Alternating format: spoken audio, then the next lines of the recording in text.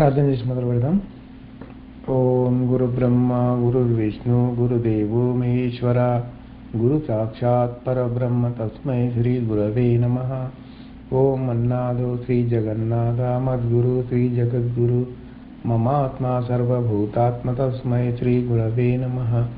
ఓం అఖండ మండలాకారం వ్యాప్తం ఏన చరాచరం తత్పదం దర్శితం ఏన తస్మై శ్రీ గురవే నమః. త్రిమతేకైక గురువు ఆధ్యాత్మిక సామ్రాజ్య చక్రవర్తి శతాధిక గ్రంథకర్త హిందూ జ్ఞానధర్మ ప్రదాత సంచలనాత్మక రచయిత త్రైత సిద్ధాంత ఆదికర్త శ్రీ శ్రీ శ్రీ ఆచార్య ప్రబోధానంద యోగీశ్వర్ల వారిచే రచించబడిన పరమ పవిత్ర పరిశుద్ధ ప్రథమ దైవ గ్రంథము త్రైత సిద్ధాంత భగవద్గీత. అందరికీ జ్ఞానం చక్కగా అర్థం కావాలని గురుదేవుని ప్రార్థించుకుంటూ మొదలు పెట్టుకున్నాను. మనం స్వామివారు రచించిన త్రైత సిద్ధాంత భగవద్గీతలో సాంఖ్యయోగము అనే అధ్యాయం వరకు చెప్పుకున్నాము పోయిన వారము. ఈరోజు రెండో అధ్యాయమైన కర్మయోగం నుంచి చెప్పుకుందాం. కర్మయోగము మొదట్లోనే అర్జునుడు 2 ప్రశ్నలు అడిగాడు. అది 2 శ్లోకాల రూపంలో ఉంది. ఈరోజు అర్జునుడు అడిగిన 2 ప్రశ్నల గురించి మనం తెలుసుకుందాము. జ్యాయసి చేత్ కర్మణస్తే మతా బుద్ధిర్జనార్దన తత్కిం కర్మని ఘోరే మాం నియోజయసి కేశవ. ఇది కర్మయోగము బ్రహ్మయోగము రెండింటి గురించి ఆయన చెప్తూ ఉన్నారు. పాప పుణ్య కర్మలకు పనులు చేయుట కంటే బ్రహ్మయోగమే శ్రేష్టమైందని నీ అభిప్రాయం అయితే భయంకరమైన కర్మలు కలుగు పనులనే చేయమని నన్నెందుకు నియమించున్నావు అని ఇక్కడ అర్జునుడు భగవంతుణ్ణి అడుగుతూ ఉన్నాడు. సాంఖ్యయోగం అనే అధ్యాయంలో ముందు కర్మయోగం గురించి చెప్పాడు భగవంతుడు, తర్వాత బ్రహ్మయోగం గురించి చెప్పాడు. ముందు కర్మయోగం, చివరిలో బ్రహ్మయోగం ఇలా చెప్పాడు. అయితే కర్మయోగాన్ని విన్న అర్జునుడికి చాలా బాగా అనిపించింది. మొదట కర్మయోగం విన్నాడు, తర్వాత బ్రహ్మయోగం విన్నాడు. అయితే బ్రహ్మయోగం బాగా అనిపించింది కర్మయోగం కంటే. అయితే భగవంతుడు ఇది మంచి, ఇది గొప్పది, ఇది తక్కువది అనేది ఏమాత్రం చెప్పలేదు. ఫలానాది మంచిది, ఫలానా చెడ్డదన్న, అసలు ఫలానాది తక్కువదన్నట్లు ఎక్కడా కూడా ఏమీ చెప్పలేదు. ఈ యోగం మంచిది, కర్మయోగము, ఈ బ్రహ్మయోగము అంతకంటే తక్కువది అని కూడా ఎక్కడా చెప్పలేదు. మంచిదని చెప్పలేదు, గొప్పదని చెప్పలేదు, ఏమి చెప్పలేదు. ఆయన పాటికి ఆయన ఇది కర్మయోగ విధానం ప్రకారంగా ఇలా చేయాలి, బ్రహ్మయోగ విధానం ప్రకారంగా ఇలా చేయాలి అని చెప్పాడు. చివరిలో కూడా ఏమన్నాడంటే ఇదే దైవాన్ని పొందు స్థితి, ఈ స్థితి పొందిన తర్వాత వాడు తిరిగి పుట్టడు, దేవునిలోకి ఐక్యమై దేవునిగా మారిపోతాడని చెప్పాడు. అయితే అర్జునుడు కర్మయోగాన్ని బాగా అర్థం చేసుకోలేదు. బ్రహ్మయోగము బాగుందని అనిపించింది. అసలు ఏ పనులు చేయకుండా ఊరుకుంటేనే మంచిది కదా. ఎందుకంటే ఇప్పుడు యుద్ధంలో ఘోరాది ఘోరమైన కార్యాలు జరుగుతాయి కదా. యుద్ధంలో అంటే ఒకరినొకరు చంపుకోవడము, భయంకరమైనటువంటి పనులు యుద్ధంలో చేయాల్సి వస్తుంది.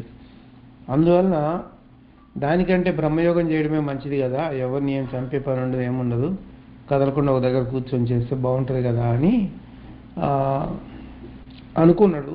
దాని ప్రకారంగానే ఎందుకని ఘోరమైన పనులలో నన్ను నియోగిస్తున్నావు, నువ్వు చెప్పిన దాంట్లో బ్రహ్మయోగమే శ్రేష్టమైనది అయితే అదే నాకు మంచిది కదా అని అడుగుతాడు. తర్వాత కూడా ఇంకో ప్రశ్న వేస్తాడు. ఏమనంటే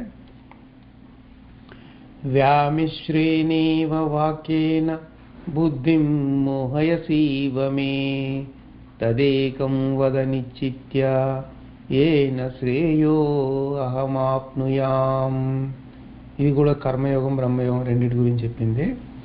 మిశ్రమ వాక్యములను చెప్పి నా బుద్ధిని భ్రమింపజేయడం కంటే మోహగుణమందు చిక్కుకోకుండా ఉండేటట్లు ఏది చేస్తే మంచిదో దాన్నే నేను నిశ్చయించి చెప్పు అని నేరుగా భగవంతున్నే అడుగుతున్నాడు. దీన్ని బట్టి అర్జునుడికి కర్మయోగము ముందు కర్మయోగం చెప్పిన తర్వాత బ్రహ్మయోగం చెప్పిన కదా భగవంతుడు. అయితే కర్మయోగం గురించి అర్జునుడికి అర్థం కాలేదు. యోగ విషయాలు మొదటిసారి వినడం వలన కొంత బ్రహ్మయోగం అర్థమైనా కర్మయోగం అర్థం కాకుండా పోయింది. ఇది అర్జునుడి సమస్య కాదు, మనందరి సమస్య కూడా అదే. మొదట ఎవరికైనా కర్మయోగం అర్థం కానే కాదు.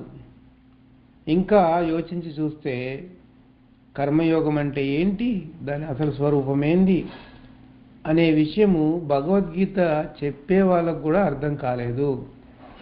భగవద్గీత చెప్పేటప్పుడు కర్మయోగం గురించి అసలు విషయాన్ని చెప్పలేకపోతున్నారు, ఆచరించలేకపోతున్నారు. ఇక బోధకులు బ్రహ్మయోగం గురించి అంతో ఎంతో బాగా చెప్తున్నారు, చేతనైనంత ఆచరిస్తూ ఉన్నారు. బోధకుల్ని అడిగి చూస్తే వాళ్ళు కర్మయోగం గురించి చెప్పే విషయము విరుద్ధంగా కనిపిస్తుంది భగవద్గీతలో భగవంతుడు చెప్పిన దానికి. కాబట్టి కర్మయోగ సిద్ధాంతం గురించి చాలామందికి తెలియదు. రోజు ఆధ్యాత్మిక విషయాల్ని బోధిస్తూ ఉండే వాళ్ళు ఉన్నారే, వాళ్ళకే అర్థం కాని విధంగా ఈ కర్మయోగం ఉన్నప్పుడు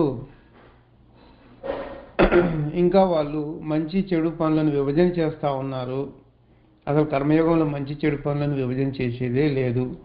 కర్మయోగంలో ఇది చేయదగింది చేయాలి, అది చేయకూడదు, చెయ్యొద్దు అన్నది ఆ విధానమే లేదు.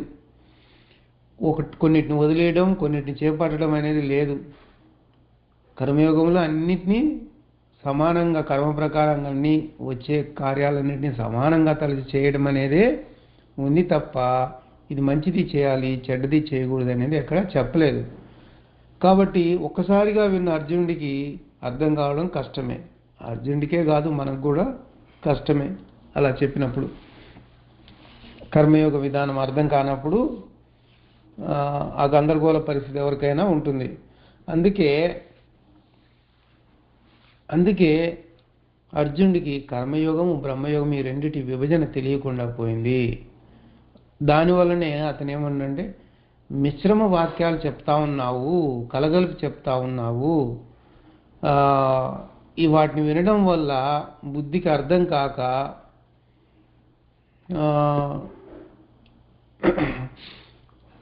నాది నా వారని మోహగుణంలోనే నా బుద్ధి చిక్కుకుంటుంది, అట్లా కాకుండా ఏం చేయాలో వివరించి చెప్పు అని అంటాడు. అప్పుడు భగవంతుడు ఏం చెప్పిందంటే 2 యోగాల గురించి చెప్పి ఏ యోగం అవసరమో కూడా వివరించి చెప్తాడు. ముఖ్యంగా తెలుసుకోవాల్సింది ఏంటంటే మనిషి మెలకువగా ఉండి చేసే ఏ పనైనా కానీ అది కలవరింత కావచ్చు, యుద్ధం కావచ్చు, దైవభక్తి కావచ్చు, అది యోగమయ్యే ఉండాలి. అర్జునుడు అప్పుడు చేయవలసింది, అతనికి అవసరమైంది 2గా విభజించిన యోగాల్లో కర్మయోగమే ముఖ్యం. ఎందుకంటే అర్జునుడు యుద్ధం చేయబోతున్నాడు కాబట్టి అక్కడ బ్రహ్మయోగం కాదు చేయాల్సింది, కర్మయోగం ప్రకారంగా రాబో కర్మలను తప్పించుకోవాల్సి ఉన్నది. కాబట్టి అర్జునుడికి అవసరమైంది కర్మయోగమే. అందుకే కర్మయోగాన్నే భగవద్గీతలో అనేక విధాలుగా అర్థమయ్యేటట్లు తెలియజేసిండు. భూమి మీద ఎవడైనా యోగము లేక యోగం అంటే ఏంటో తెలియక బతికేవాడు ఎల్లప్పుడూ వియోగంతో బతుకుతూ ఉంటాడు. వియోగం అంటే విడిపోయి ఉండడం, అంటే దేవుడి నుంచి విడిపోయి ఉన్నాడు, నేను వేరు దేవుడు వేరు అన్న భావంతో ఉన్నాడు కదా, అది వియోగంతో బతుకుతూ ఉన్నాడు. అదే యోగం అంటే కలయిక, అంటే దైవంతో యోగమై ఉండడం, దైవంతో కలిసి ఉండడం. కాబట్టి ఇంకా చెప్పుకోవాలంటే ఇప్పుడు రాముడు సీతతో కలిసి ఉన్నప్పుడు మంచిగా సుఖ సంతోషాలతోటే ఉన్నాడు, రాజసుఖాల నుంచి దూరంగా ఉన్నా కూడా ఏమాత్రం బాధపడక సంతోషంగా ఉన్నాడు. సీత విడిపోయిన తర్వాత రాజసుఖాలు ఉన్నా కానీ రాముడు వియోగ బాధని అనుభవించాడు.